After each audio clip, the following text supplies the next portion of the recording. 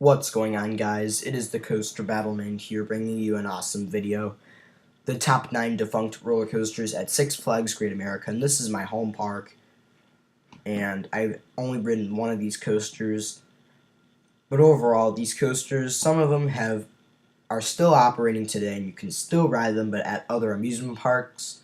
Some of these coasters are no longer operating, and some have been relocated multiple times and are no longer operating. So we're moving on to the only kiddie coaster on this list, Gulf Coaster. And this coaster was removed in the middle of the 1976 season due to several small fires that just kept the ride from not operating. So yeah, this coaster was just a small kiddie coaster for the kids to get introduced to roller coasters. So yeah, at least it was nice for the kids.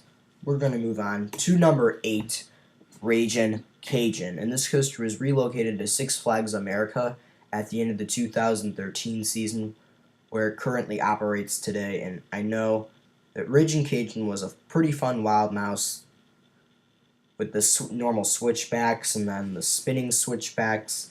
It was a pretty fun coaster. It was a wild mouse spinning coaster combo.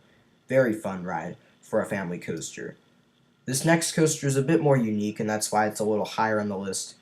Number 7 is Rolling Thunder, and this coaster originally operated at Six Flags Great Adventure and then operated at Six Flags Great America for a few years, around 7 years, until it was relocated to the Great Escape, where it's been currently operating today for over a decade and almost 20 years. So Rolling Thunder has been having a good life at the Great Escape, but time will tell when it will be removed. So this coaster, you can still ride it at the Great Escape, and it's one of their best coasters because of Great Escape's terrible coaster collection. Sorry. Number 6 is Shockwave, and this coaster was removed due to maintenance issues, declining popularity, and there was a public outcry on which coaster will be removed and replaced by Superman. Everyone wanted to save the Whizzers, so everyone just wanted Whizzer to stay, so Shockwave was removed, and Superman Ultimate Flight, a clone B&M flyer that's super smooth, was replaced the old and rough and uniquer Aero Looper. So Shockwave, it was the first coaster to feature 7 inversions, but due to its roughness and declining popularity and maintenance issues, this coaster lost its prime fast. So yeah, we're moving on to number 5, which is turn of the century, and it's currently Demon. This coaster isn't in its prime as one of the best coasters at the park, but overall, turn of the century, which was at the time, through 4 years of operation, I believe, was the best coaster at Six Flags Great America. Besides Tidal Wave, this was one of their best coasters because of the double corkscrew and the overall ride experience. The only reason why Turn of the Century is on this list is because there were airtime hills on this ride instead of the vertical loops, so that's why Turn of the Century is on this list. But Demon overall is the better ride, but Turn of the Century was an icon at Six Flags Great America for a few years, but then was replaced by one of the park's most legendary coasters, the Demon, even though it's not the most popular attraction anymore. Number 4 is Iron Wolf / Apocalypse.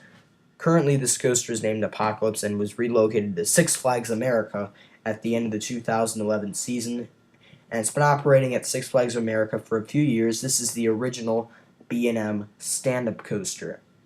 And overall, Iron Wolf is a very good coaster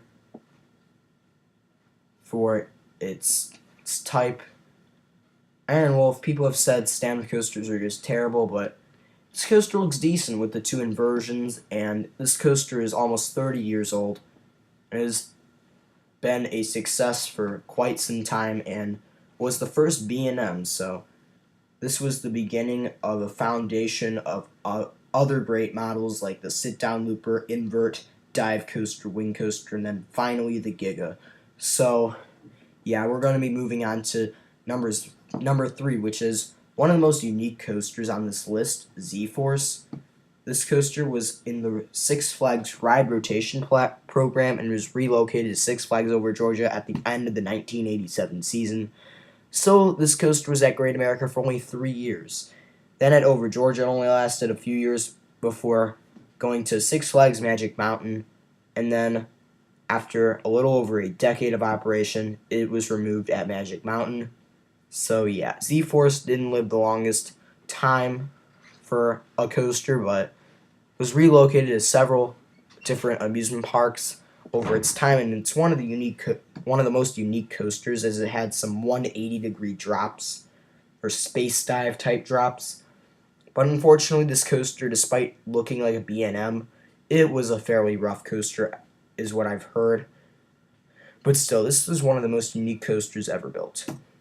Number 2 is Tidal Wave, and there have been several shuttle loops over the course of history, but Tidal Wave was at Six Flags Great America for several years, from 1978 to 1991, and was one of the best coasters in the park due to its launch, and this was the launch coaster of the park at the time of the 1980s.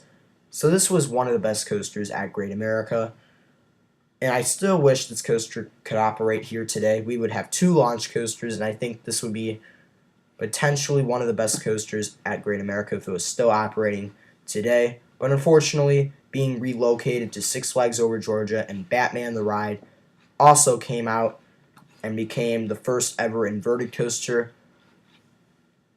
which basically lost Tidal Wave's fame.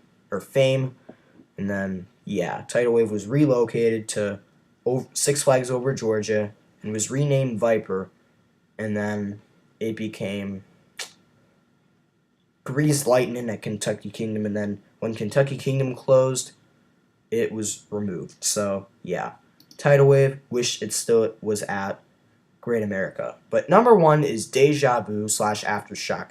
Currently, this coaster is named Aftershock at Silverwood, but at Great America, it was called Deja Vu, and almost all the time this coaster was always closed due to maintenance issues, and it was relocated to Silverwood due to its maintenance issues.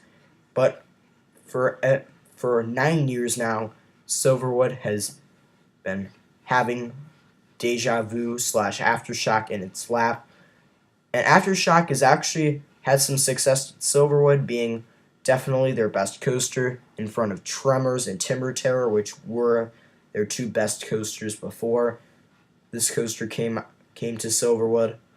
Overall, I'm happy Aftershock is at a small park like Silverwood, but unfortunately, due to that, less people are going to ride it. But this is one of the best Vekomas in the world, maybe even the best Vekoma in the world, I don't know. But still, I still wish this coaster was at Great America, because it really does look like an insane coaster. Thank you for watching. Stay tuned for more videos.